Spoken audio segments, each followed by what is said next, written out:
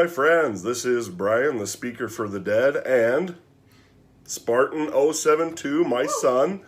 And we're doing a new thing on our channel here called The Old Man and the Young Man Do Movie Reviews. Yeah, I know. It's a working title. We'll come up with something better at some point when we can think of something more clever. Or if you think of something better, comment it. Yeah, let us know.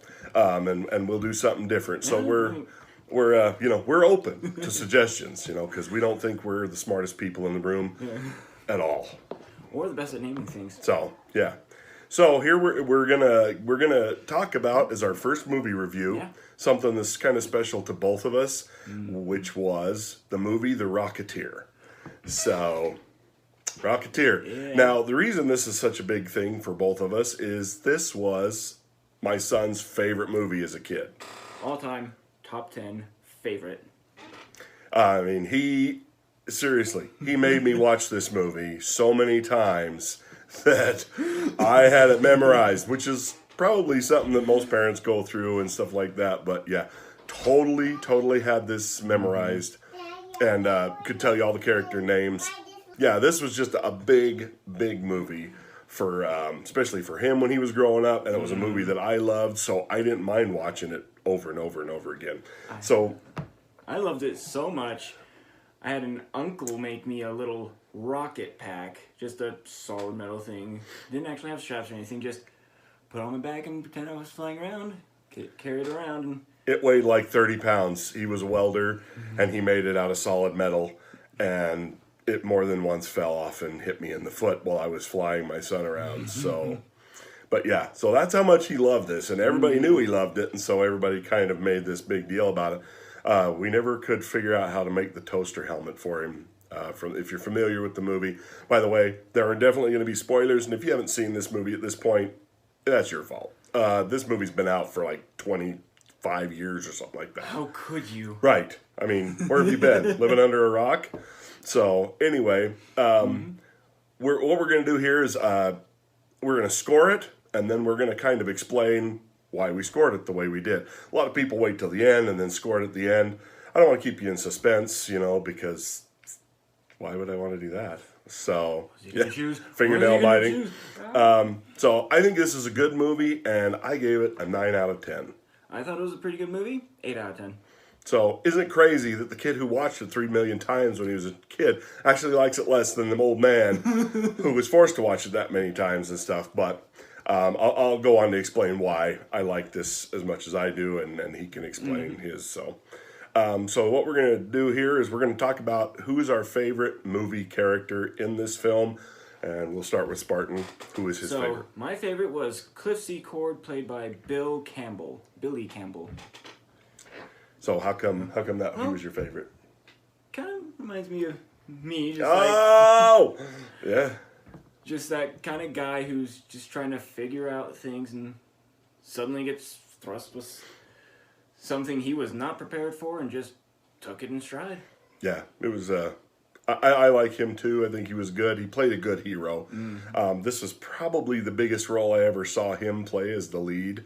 I've seen him in a lot of things, but this one he played the lead in. Now, my favorite character was actually Peavy, which is his father figure, kind of mentor guy that he works with and stuff. He's played by Alan Arkin, which I love Alan Arkin. I think he's a fantastic actor, and he's really funny in this role. There's a point in the movie where they're talking, they've just had their house shot up by the FBI because this big guy broke into their house and was firing back, so the FBI just riddles their house with bullets and all kinds of stuff. And, they're talking about it later, and he's just like, hey, well, weren't you there at the house? And Peavy's like, house? We don't have a house. We have a gazebo. just the way he delivers it, we don't have a house. They think we were shooting at them. What do you think was going on at the house? House? We don't got a house, Clifford. We got a gazebo. So, I don't know. I loved him. I loved the way he was very comedic in this, very funny, and yet adds a real kind of weight to the character and balances Cliff's kind of flightiness and the craziness going on. Yeah. So what was your favorite scene in the film? The first takeoff with Cliff actually going up to get the guy who was in the clown guy plane. in the plane. Yeah, I can't even think of his name. Malcolm. It was Malcolm. Sorry. Yeah, played by Eddie Jones. Sorry, I'm looking at IMDb so that I can make sure and get names right and stuff like that as we're doing this. But that is a good scene. So how come you like that one so much? Just like, I got to do this. I need to go help my friend who's in trouble because the plane's going out, and I got the best chance of doing it. And just everyone's reaction to him just flying overhead.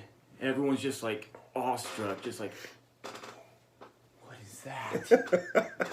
It's definitely that 1950s feel, which is probably one of the coolest things about this movie is they really, really did a good job of making this a period film. You know, they really get the details and give you that feel of you're in the 1950s. I mean, the music, the cars, all of it just seems very, very realistic, and that's what I really liked about this. Is for a period movie, they did a fantastic job with recreating that environment and that feel.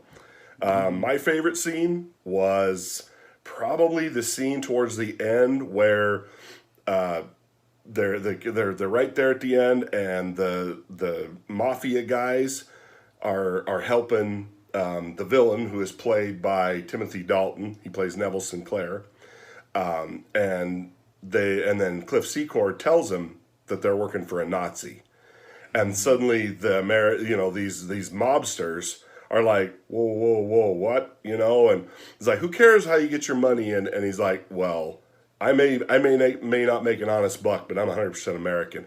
And I love that throughout the whole film. It's just, there's that theme that runs through this film of this is American, you know? And even the guys who are kind of crooks and are in the thing, when they realize what's going on, they put everything else second. And they're like, nah, I'm 100% American first. I may not be the best guy, but when it comes down to that, that's the line I don't cross, which is actually a real thing. In the 1950s, the government used the mob to help protect America's ports during World War II. Most people don't know that because the mobs heavily controlled the docks and stuff like that. So the government actually used them to help them protect America's ports during that time, which I think is cool that they added that into the story. So what are some things that you liked in the film? I like the rocket pack, obviously, because it's just way out there, way from anything they would have thought. And the interactions between Cliff and Jenny. Yeah, there's definitely a love romance thing going on throughout this whole thing. And Jennifer Connelly really plays that well. I like Jennifer Connelly. She plays a good character as Jenny. But yeah. Like you said, I like the mob fighting with the FBI. Oh, yeah. They're on opposite sides, all of a sudden they're on the same side, and they're like, okay. And they just kind of keep going, and they're fighting the Nazis. They got some really good humor in there that's not over the top and it's timed properly. And it's not silly. It's not goofy humor. It's just good humor. Good humor that plays into the story. Yeah, I like that. I like the American theme throughout the whole thing. And like I said, I like the overall feel of the film. It's very 50s, very, quintessential American, kind of stuff. Just trying to think of the name of that art guy that always did he was kind of an Americana artist. I can't even think of his name. Rockwell, who did all the pictures. It feels like that. It feels like somebody took Rockwell pictures and just made a movie with that and stuff. This is one of the first really big superhero movies that they kind of did. I mean, there was others before it and stuff like that, but this one, the effects were really good. They weren't overblown. It looks real, and that's, I think, the thing I like the most is it feels real. It feels like this is something that could happen in real life. Yeah. Some bumbling kid could end up and then you've got the genius of Howard Hughes. And that's let me look here. I want to make sure I say the guy's name right. It's played by Terry O'Quinn. And I loved the introduction of Howard Hughes and how they actually use this film to show that when he's escaping from Howard Hughes and the FBI, when they've got him cornered, and he jumps up and grabs the plane and flies out of the hangar using this model aircraft, which is a model of the Spruce Goose.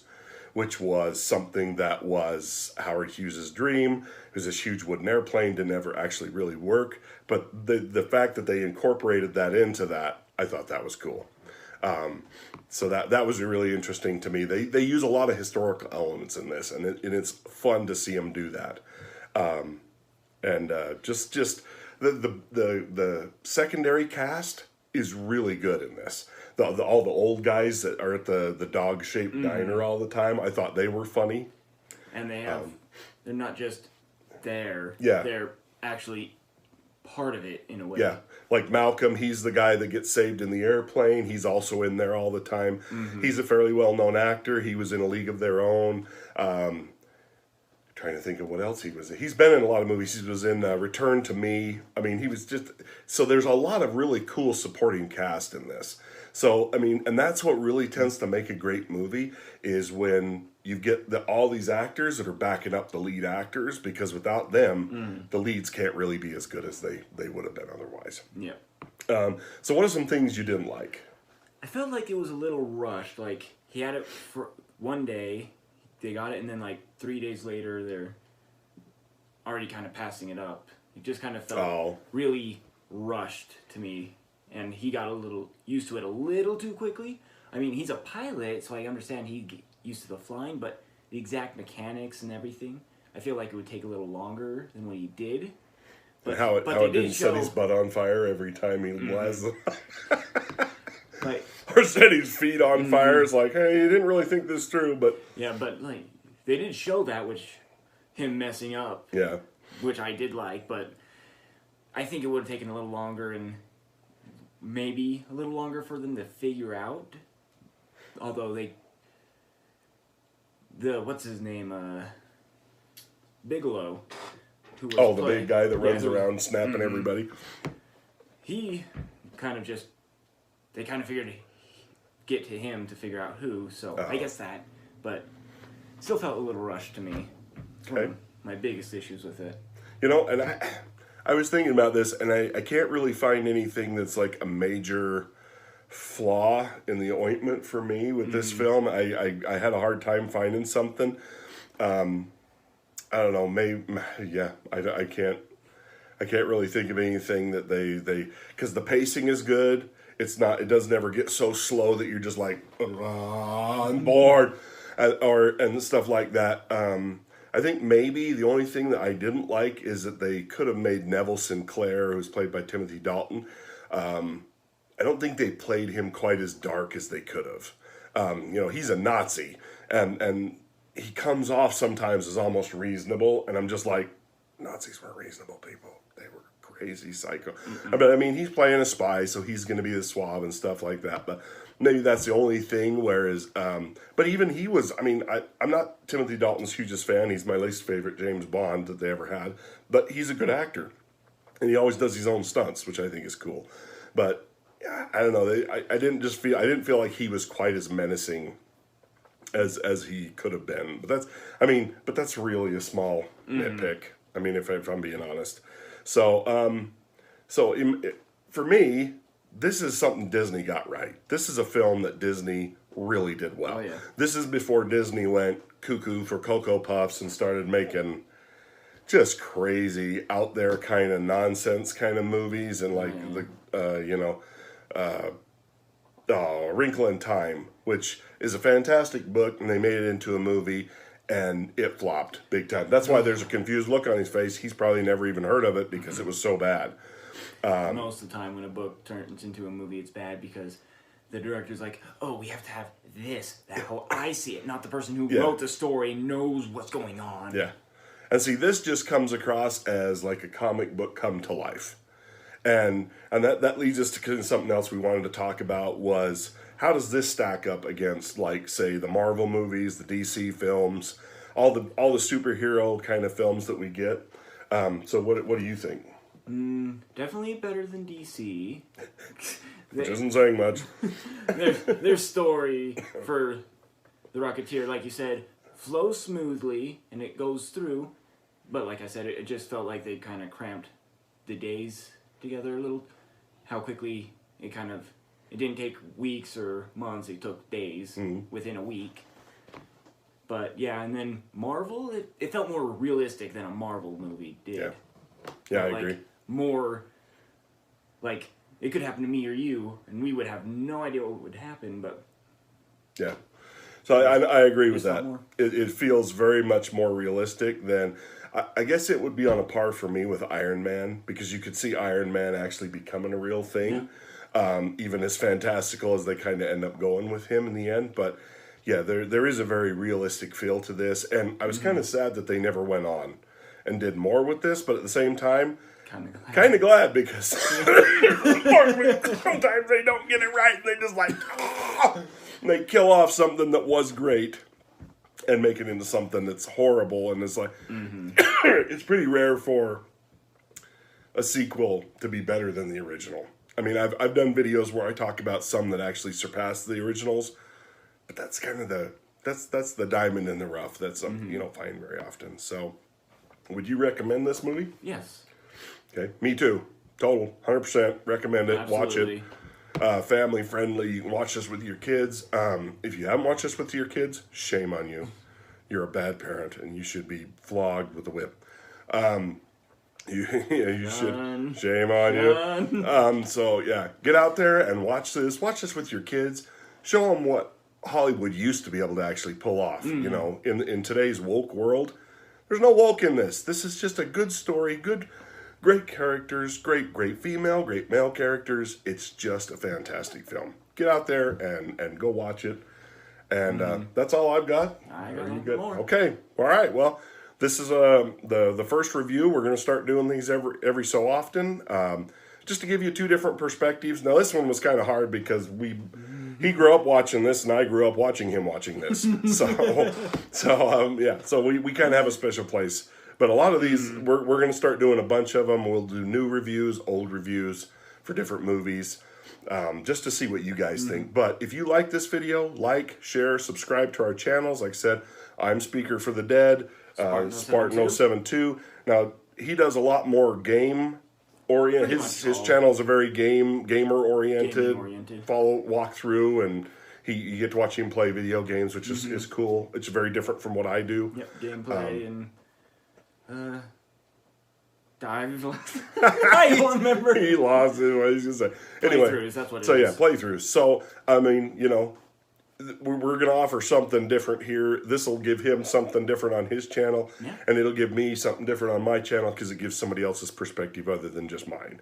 So anyway, hope you like this video, and we will see you guys next time. Next time. See ya. Bye.